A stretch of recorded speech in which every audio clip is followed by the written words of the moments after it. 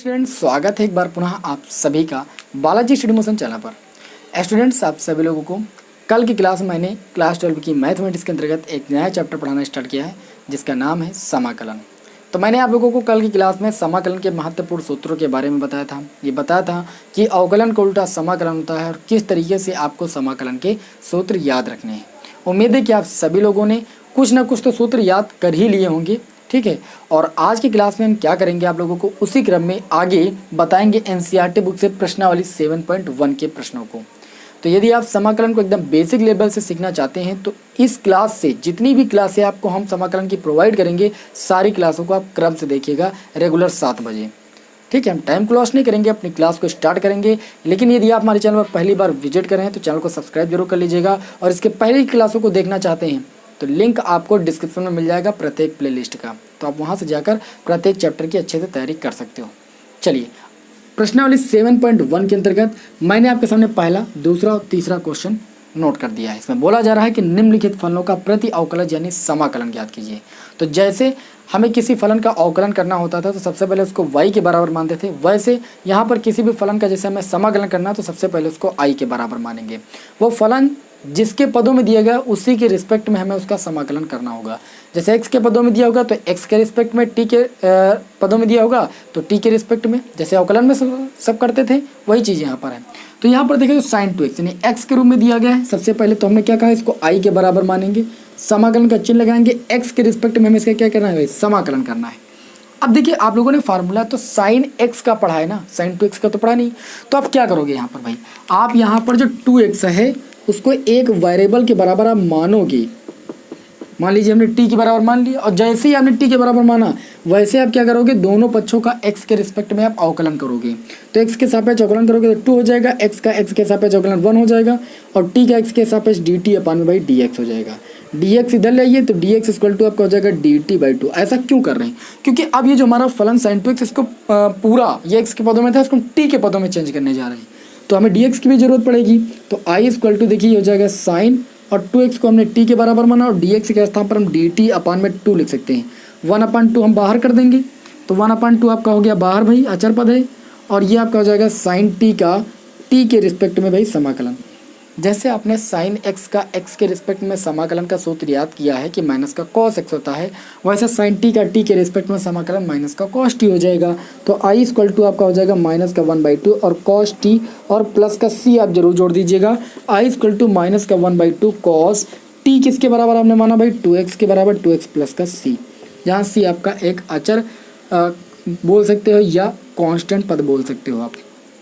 आपको c जोड़ना ही है, ठीक है। उसके बाद यहाँ पर जैसे मान लीजिए हमें cos 3x का जो है समाकलन करना है। सबसे पहले इसको i के बराबर मानेंगे, ये x के पदों में है तो विद रिस्पेक्ट टू x हमें x के रिस्पेक्ट में इसका समाकलन करना है। तो आपने cos 3x का तो कोई फार्मूला पढ़ा नहीं, लेकिन cos x का जरूर पढ़ा है, ठीक है। तो यहाँ पर 3x को एक वेरिएबल बनाने के लिए हम क्या करेंगे, सबसे पहले 3x को एक वेरिएबल t के बराबर मानेंगे, और जैसे t के बराबर मानेंगे वैसे x के सापेक्ष इसका अवकलन कर देंगे दोनों पक्षों में। तो ये आपका हो जाएगा 3, x का x के रिस्पेक्ट में अवकलन 1 और t का आपका हो जाएगा dt अपान में dx। तो यहाँ से dx बराबर आपको मिल जाएगा dt और अपान में 3 इधर आ जाएगा, dx इधर चला गया। अब ये i इक्वल टू आपका हो जाएगा cos 3x को हमने t माना है, t लिख दीजिए, dx बराबर आपका आया है dt अपान में 3, तो 1/3 आपका अचर पद वो बाहर हो जाएगा, cos t का भाई t के रिस्पेक्ट में समाकलन हो जाएगा। जैसे हमने cos x का x के रिस्पेक्ट में समाकलन याद किया, कितना होता है भाई sin x, वैसे cos t का t के रिस्पेक्ट में समाकलन कितना हो जाएगा, sin t, तो ये हो जाएगा 1/3 और ये हो जाएगा sin t और प्लस का c जोड़ दीजिएगा। t किसके बराबर आपने माना था, 3x के बराबर, 1/3, और ये आपका हो जाएगा sin 3x और प्लस का c। तो ये आपके इस क्वेश्चन नंबर भाई 2 का आंसर हो जाएगा। बताइए बात समझ में आ रही है कि नहीं आ रही। इसी तरीके से जैसे मान लीजिए आपको e की पावर 2x का समाकलन करना है। सबसे पहले इसको i के बराबर आप मानोगे और समाकलन करना है विद रिस्पेक्ट टू x, क्योंकि ये x के पदों में है। अब यहाँ पर देखिए आपने e की पावर x का समाकलन का सूत्र सीखा है, जबकि e की पावर 2x का तो सीखा नहीं। तो यहाँ पर आप क्या कीजिए, सबसे पहले यहाँ पर मान लीजिए कि जो 2x है वो एक वेरिएबल t के बराबर है। अवकलन कर लीजिए दोनों पक्षों का। मैंने क्या कहा, आप जब एक वेरिएबल के बराबर मान रहे हो t के बराबर, तो दोनों पक्षों का क्या करना पड़ेगा, अवकलन करना पड़ेगा विद रिस्पेक्ट टू भाई x। तो ये आपका हो जाएगा 2x का x के सापेक्ष अवकलन 1 और t का आपका हो जाएगा dt अपान में dx। dx इधर ले आओगे तो dx बराबर आपको मिल जाएगा dt अपान में 2। तो आई इक्वल टू आपका हो जाएगा ई की पावर 2x स्क्वायर में टी माना है, dx के स्थान पर आपका dt अपान में 2 हो जाएगा, आई इक्वल टू 1/2 बाहर हो जाएगा, ई की पावर टी का टी के रिस्पेक्ट में क्या हो जाएगा भाई, समाकलन हो जाएगा। जैसे ई की पावर एक्स का एक्स के रिस्पेक्ट में समाकलन ई की पावर एक्स होता है, वैसे ई की पावर टी का समाकलन टी के रिस्पेक्ट में ई की पावर टी हो जाएगा। तो आई इक्वल टू आपका 1/2 ई की पावर टी हो जाएगा प्लस का सी। अब टी आपकी मानी हुई वैल्यू है, तो यहाँ पर आप लिख दीजिए 1/2 ई की पावर टी के स्थान पर 2x और प्लस का सी। ये आपके भाई इस क्वेश्चन नंबर 3 का आंसर हो जाएगा। बताइए भाई बात समझ में आ रही कि नहीं आ रही? बिल्कुल समझ में आ रही होगी, कोई भी दिक्कत नहीं होगी। ठीक है, इसका आप स्क्रीनशॉट तुरंत लीजिए। बढ़ते हैं आगे के क्वेश्चनों की ओर।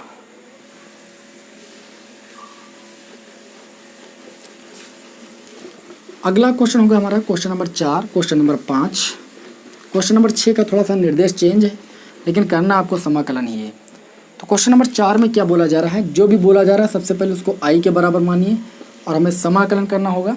किसका करना भाई? जैसे हमें करना है ax प्लस बी का होल स्क्वायर, क्योंकि x के पदों में है तो x के रिस्पेक्ट में इसका समाकलन करना है। देखिए आपने x की पावर n का सूत्र पढ़ा है कि x की पावर n+1 अपान में n+1। चूँकि यहाँ पर x के स्थान पर ax प्लस बी इसको एक वेरिएबल के बराबर आप मान लीजिए, बस ये वैसा ही बन जाएगा। अगर ax प्लस बी को हम एक वेरिएबल t के बराबर मान लें, बस सूत्र बन जाएगा। अब t के बराबर माना तो दोनों पक्षों का क्या करोगे भाई? आप दोनों पक्षों का x के रिस्पेक्ट में अवकलन करोगे तो a हो जाएगा, x का x के रिस्पेक्ट में अवकलन 1 हो जाएगा, b अचर पद का अवकलन 0 हो जाएगा तो +0, और t का x के रिस्पेक्ट में अवकलन dt अपान में dx हो जाएगा।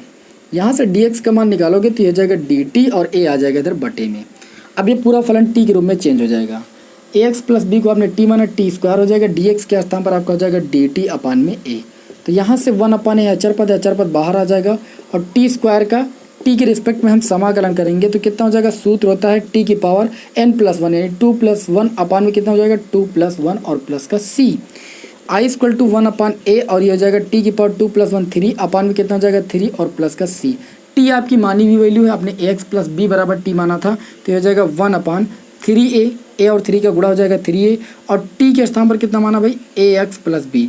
चूँकि टी का क्यूब था तो यहाँ पर क्यूब लगा दीजिए प्लस का c। ये आपके इस क्वेश्चन नंबर 4 का भाई आंसर हो जाएगा। अगला क्वेश्चन है हमारा क्वेश्चन नंबर 5। जो भी फलन दिया गया उसको आई के बराबर मानिए, उसका आपको क्या करना है? समाकलन करना है।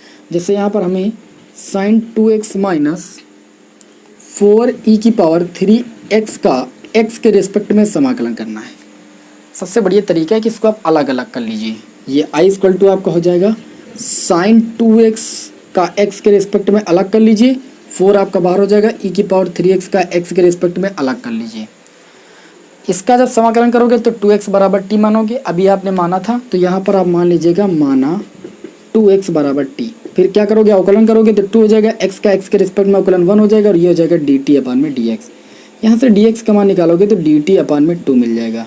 तो इस प्रकार इसका समाकलन हो जाएगा sin 2x बराबर t माना और dx के स्थान पर dt/2, तो 1/2 बाहर हो जाएगा, और साइन टी का टी के रिस्पेक्ट में समाकलन माइनस का कॉस टी होता है, माइनस का कॉस टी, टी के स्थान पर कितना मानेंगे भाई? 2x प्लस का c। ठीक है, लेकिन अभी प्लस का c नहीं जोड़ेंगे, हमने इसका भी समाकलन किया, फिर माइनस लगा, ये 4 बाहर हो गया। यहाँ पर 3x को आप t के बराबर मानोगे तो ये हो जाएगा 3x का x के रिस्पेक्ट में अवकलन 1 और dt/dx आपका हो जाएगा। यहाँ से dx बराबर आपको मिल जाएगा dt अपान में 3।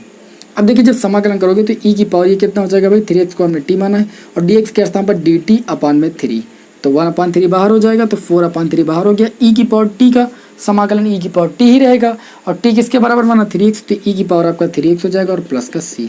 मतलब अलग अलग समाकलन कर लेना, बीच में माइनस लगा तो माइनस लगा दीजिए। बताइए भाई, चलिए स्क्रीनशॉट ले लीजिए भाई।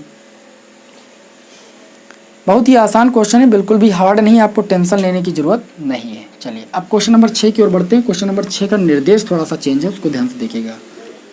क्वेश्चन नंबर 6 के निर्देश में क्या बोला जा रहा है? निम्नलिखित फलनों का आपको समाकलन ज्ञात करना है, यही बोला जा रहा है। तो क्वेश्चन नंबर 6 में आपसे क्या बोला जा रहा है? जो भी बोला जा रहा है सबसे पहले तो वही काम है आपका। क्या काम है भाई? सबसे पहले उसको आप आई के बराबर मानोगे, और समाकलन आपको करना है यहाँ पर 4e की पावर 3x प्लस 1 का x के रिस्पेक्ट में आपको समाकलन करना है। तो भाई कर डालिए अलग अलग। आई इक्वल टू आपका देखिए 4 बाहर हो जाएगा, e की पावर 3x का x के रिस्पेक्ट में समाकलन हो जाएगा, और 1 dx का अलग हो जाएगा।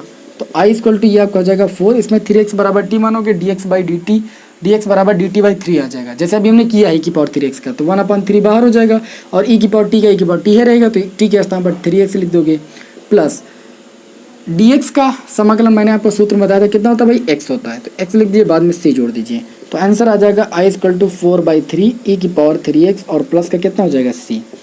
ये आपके इस क्वेश्चन नंबर भाई 6 का आंसर हो जाएगा।